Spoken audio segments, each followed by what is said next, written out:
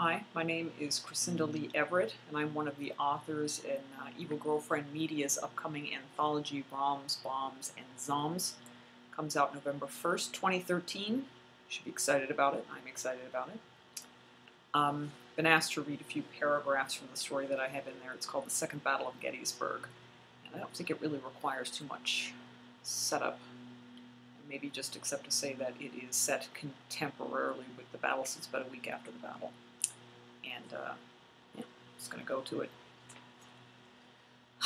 Suddenly, one of the women from his tour group screamed, and the man with her cried out, "This man's alive." Other men ran over to where they stood, over to what, to Caleb, looked just like another rebel corpse. And then he heard, coming from over the field, from John Forney's barn, such a racket of screaming and calling out for someone to save them. For God's sake, save them. The boy strained to see as far as the source, and noted a man running as best he could away from the barn, with another following. The soldier in front only had one arm, and Caleb wondered if it was the man he'd talked to the day before.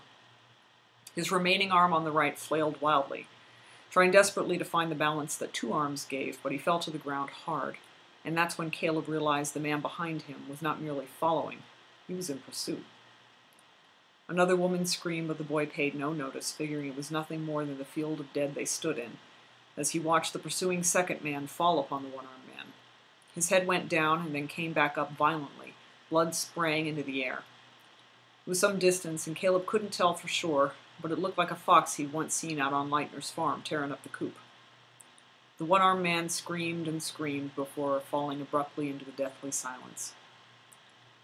Without notice, there was chaos around him, men and women shrieking and dashing toward him haphazardly so that he scurried out of the way. The corpse they had been investigating for signs of life was on its knees, crawling unsteadily. Caleb saw a line of black ooze falling from its mouth and nose, trailing along the ground, collecting dirt. Then eyes that had already formed a skin angled toward the boy, just as another cry took his attention toward a couple of gravediggers. He looked in time to see one disappear into the trench, before a mass of bodies rose up to claim the second, pulling him down into the dirt as well. Then, all around Caleb was undulating.